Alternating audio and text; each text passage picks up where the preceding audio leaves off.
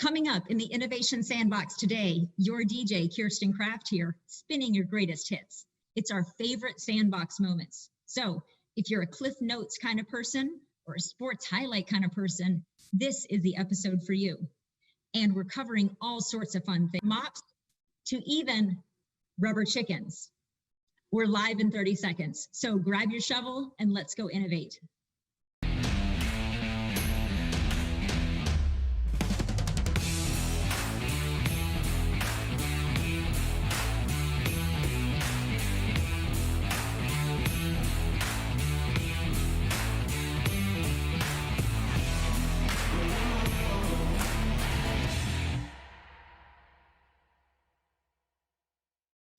Hi, everyone, and welcome to the Prolifics Innovation Sandbox. I'm your host, Kirsten Kraft.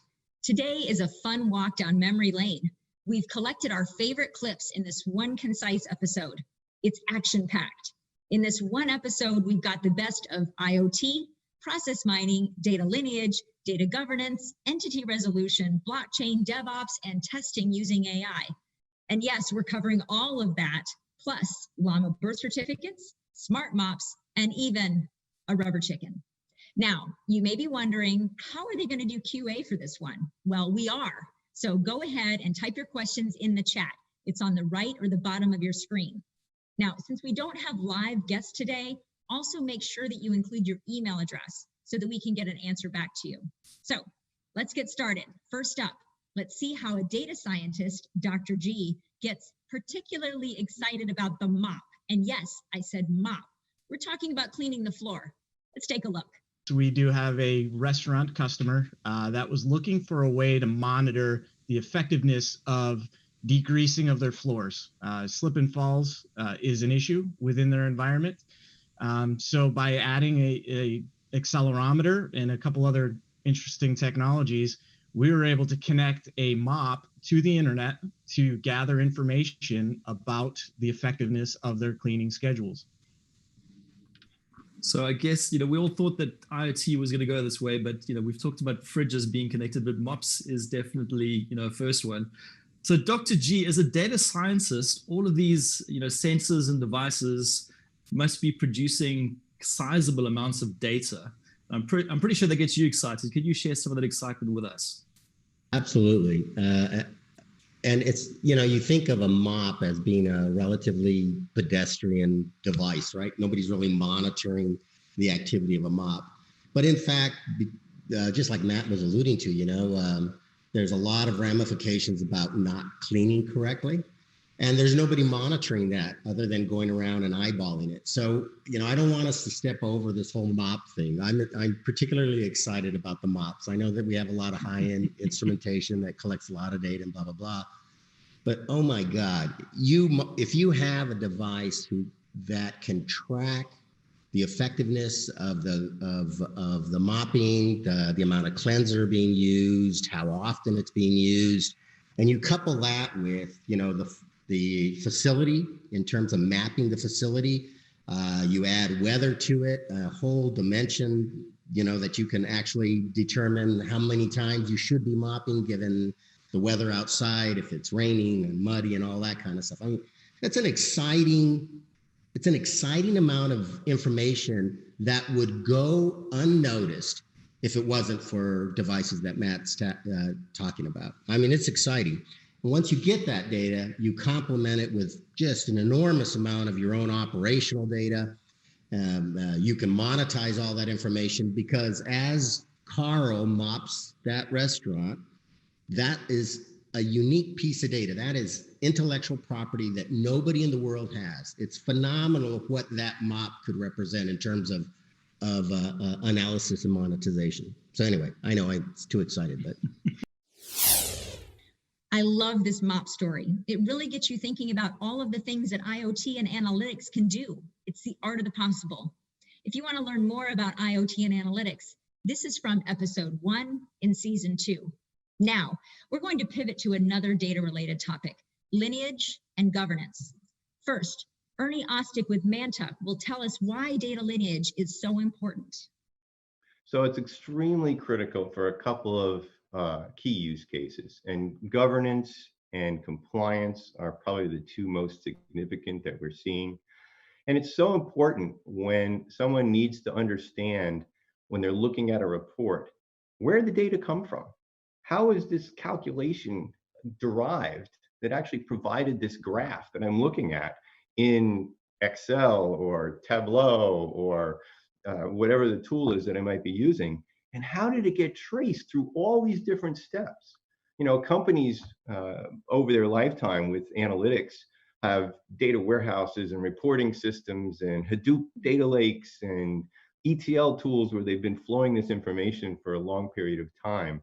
And understanding where that came from is going to help instill more trust. And that's a huge part of the governance initiative. And certainly from a compliance perspective, especially data privacy now, understanding how I connect the dots between all the data that is personal information about my customers or my patients is also really critical.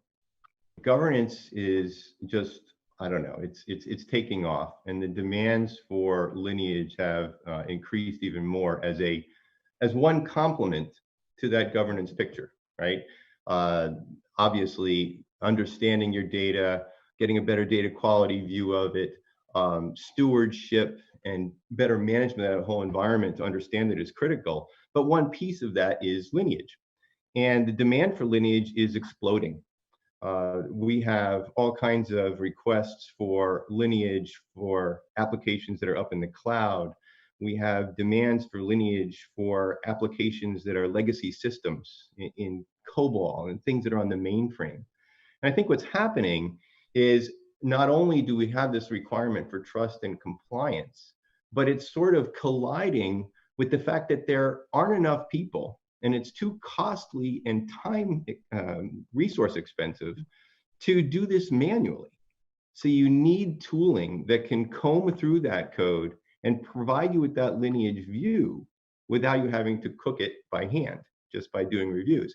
And in some cases, the people that knew that lineage, they retired or they moved on to another career.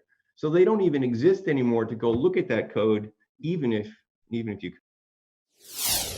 Next, let's check out the warning from Rolf Himes with Talend. It's a don't miss the forest for the trees moment, but it's really about compliance versus innovation.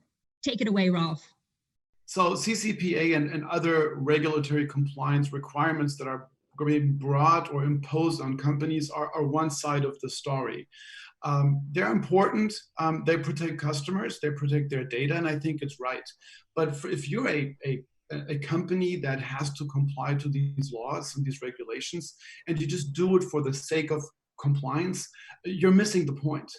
And what we're trying to explain to these prospects and customers is like, well, if you take a second look at it and being able to comply with these regulations actually allows you to distill so much more information and data around what's working, what's not working, how can you optimize your business, how can you understand your business holistically much better, and then the adherence to compliance and regulations is actually almost an afterthought that helps you as a company to make sure that your CFO is not with one foot in jail, which in quotation marks again, but actually your sales and marketing organization have the ability to understand much better what's going on in the market and with your customers so that you can react much faster. And COVID has shown us right now that many customers of ours and Prolifics, our joint customers, they're looking at this right now because they have the pressure of the regulation right now, but at the same time they face the pressure of, well, where do I invest my next dollar?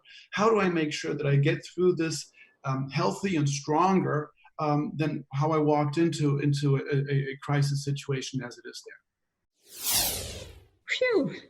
I'd hate to be the guy who missed the next big thing because I'm focused on the lawyers.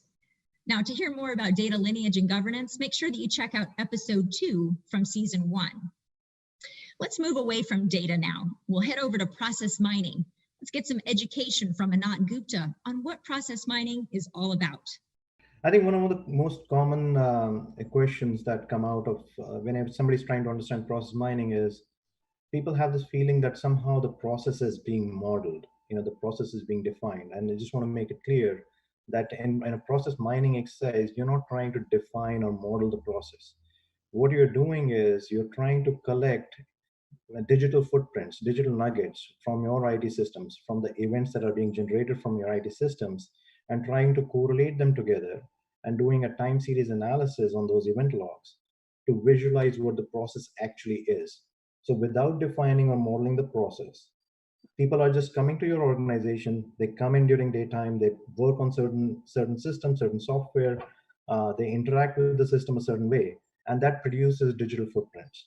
So imagine if I can collect the digital footprint from across the organization, just put it in a big bowl and put some magic sauce on top of that, and shake it well. I can actually visualize what process you're actually following, based on the time series analysis of each and every person that is interacting in that process. So that's what is happening. But the beauty is it is all backed by real data. So you actually know how many different variations of the process you're taking, what is the frequency of the different events that are going through certain variations. And based on that, you can do a lot of effective analysis, whether it's a cycle time analysis or cost benefit analysis, or what will happen if you do certain things, certain automation or certain re-engineering of the process, or even just certain reallocation of resources. So it is really a way to optimize your process and to ensure that you're moving towards a better operations and operational excellence. Thank you, Anant. Very educational. Now, let's learn how process mining works in the context of other automation approaches. So when we talk about automation, especially if you talk about the new age stuff around RPA and robotic process automation, it's a very limited view, because all it is saying is that I want to automate and save the time of a particular individual by doing the task that he's doing today. So maybe somebody's spending half an hour on a certain task, you automate it, and you're saving half an hour a day, you multiply it by the number of days, and you get a business case for maybe 50 grand, 60 grand, right? So the automation business case is typically very limited if you're just focused on automating the manual effort. But once you start putting that in the context of a process, then it gives you a much broader view, because now you're saying, if I automate a step here, it might, reduce my cycle time like this. I might do revenue generation, revenue acceleration. I might reduce the wait time in some other step, downstream. And that gives you a much broader business case. It might be a $1 million business case rather than a $50,000 business case, doing the exact same thing that you're doing, which is automating a step. Right. So I think it just gives a different perspective to automation, because now you're in a much broader context. Very interesting. But that's enough about process. These clips were from episode 3, season 1. And we have a lot of other webcasts on this topic of process mining on the Prolifics YouTube channel. But without delay, we're off to our next topic, entity resolution and the llama story.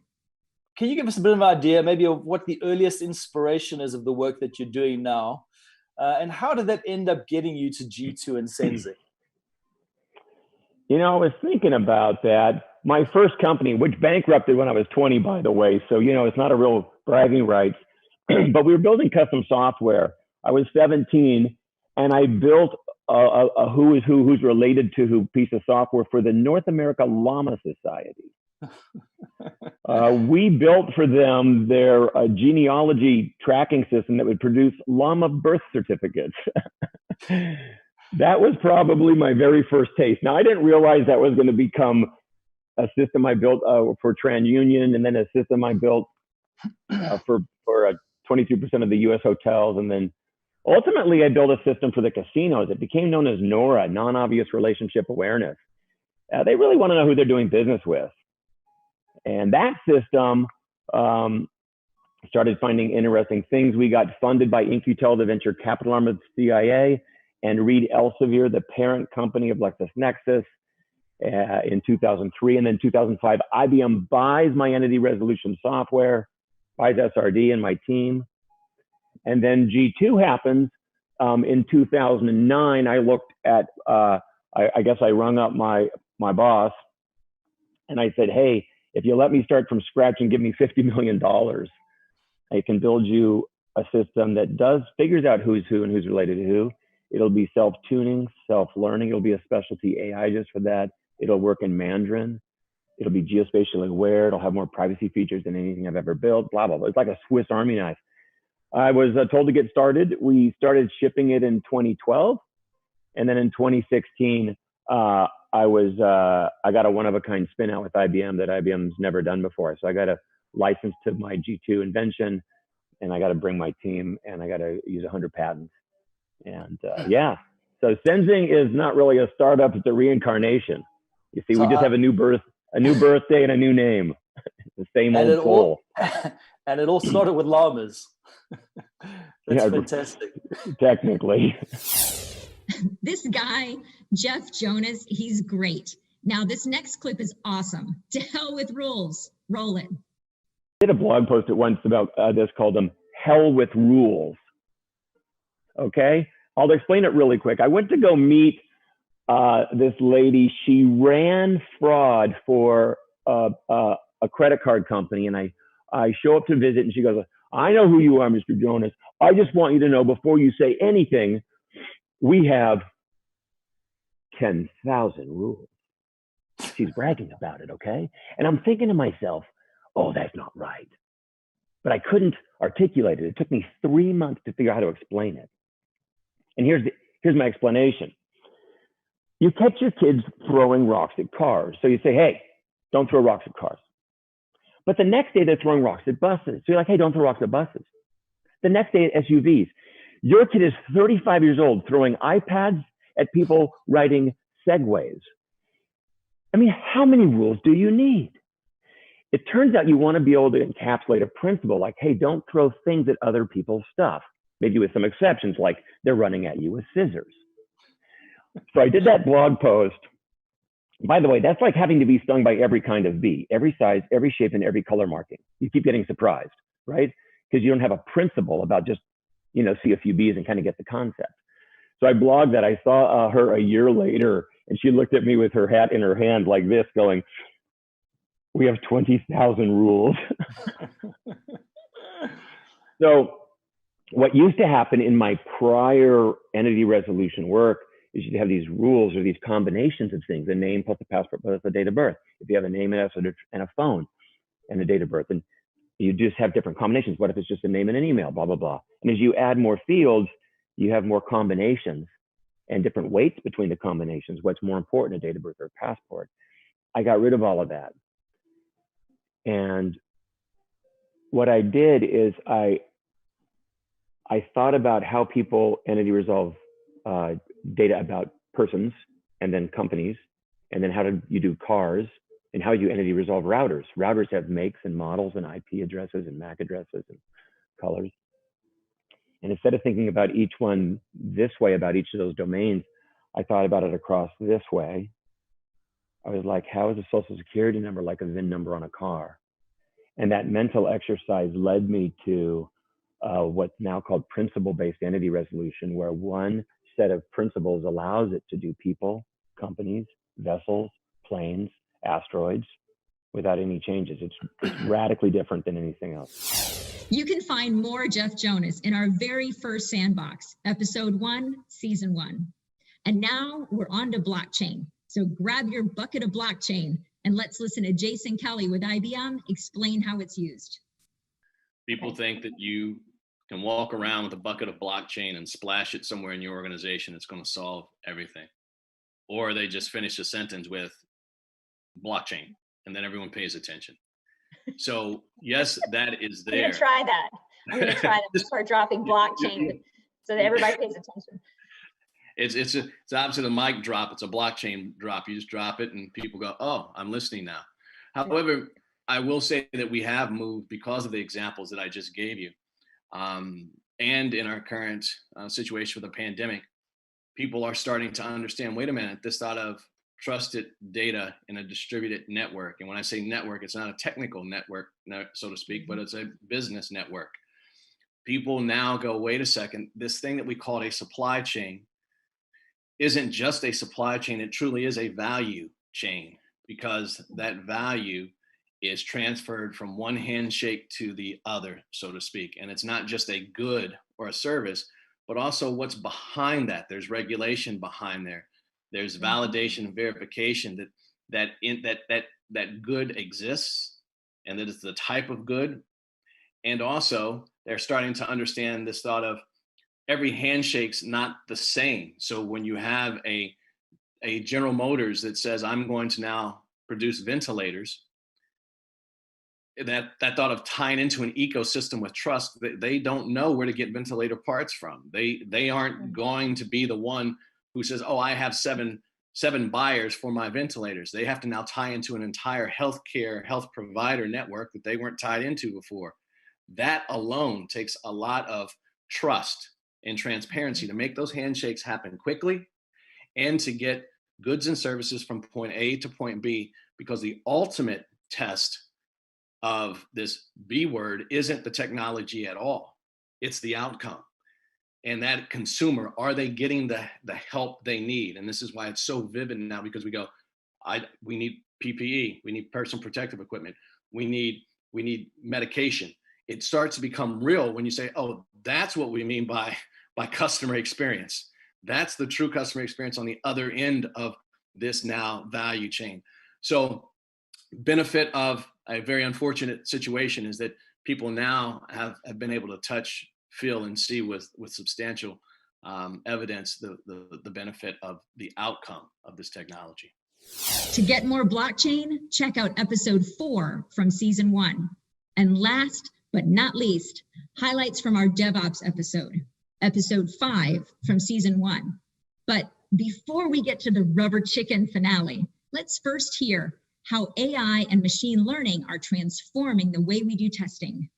So many organizations, I think, really look at a lot of the testing toward the end of the DevOps journey, but in reality, it's part of the entire DevOps journey. Baz, I'd really like for you to talk about AI and machine learning as a critical part of the DevOps journey. Thanks, Matt. Well, to answer your question, we've seen exciting developments within testing using AI and machine learning to support an organization's journey to DevOps, and through the use of what we like to term intelligent automation.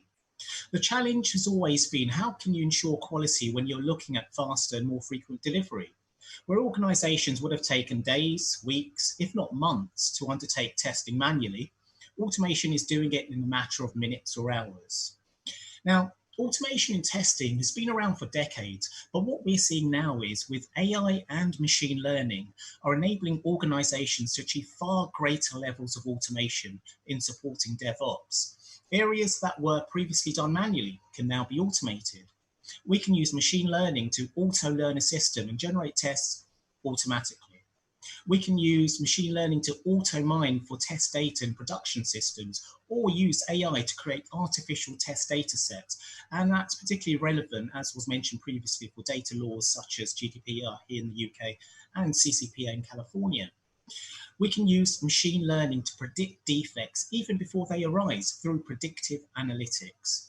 By analysing trends, organisations can target test effort more intelligently. Machine learning can even update tests with no human intervention through what's termed as self-healing scripts that can identify changes to an application and update scripts all automatically. But don't get me wrong, AI and machine learning isn't just about replacing manual testers with automated software robots. It's actually helping to democratize automation too. So no longer is automation in the hands of engineers or coders. It can enable manual testers, BAs, and even business users to create automated tests through codeless automation. And it's these powerful concepts, Matt, that are being used successfully by organizations, chasing that elusive trinity of faster, more frequent delivery whilst maintaining quality. And now, the moment you've been waiting for, the rubber chicken. Greg, take it away. In continuous integration, as most folks will know, it's all about automating builds. So people check code into the source control system and automated build runs. And when that build breaks, it's quite easy to see who broke the build, because you just look to see who made the last commit of code. And that was the person that broke the build. And good continuous integration, extreme programming guidance was the person that broke the build has to stay, can't go home until they fix the build. So it's very important to firstly identify who broke the build.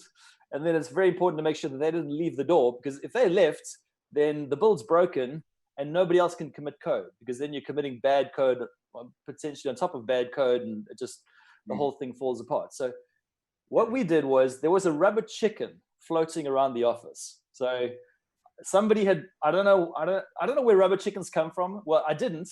Actually, I Googled, and there's a big company in the US, toy company, that makes rubber chickens. I don't know what the purpose is. I can tell you what we used our rubber chicken for. So we decided to give the rubber chicken to whoever broke the build, so that it was clear whose responsibility it was to fix. Now, that was a major eye-opener for me, because up to that stage, I'd been responsible for methodology within the company. So I had quite a focus on methodology and improving the way we delivered and did things in general. But I tell you what, as soon as we started this practice, the first day or so, the build broke. So we set up our continuous integration server. Folks committed code as they used to. The build broke a few times, and we'd have a little ceremony of handing the rubber chicken over to the person that broke it. But strangely enough, after a few days, the build wasn't breaking anymore.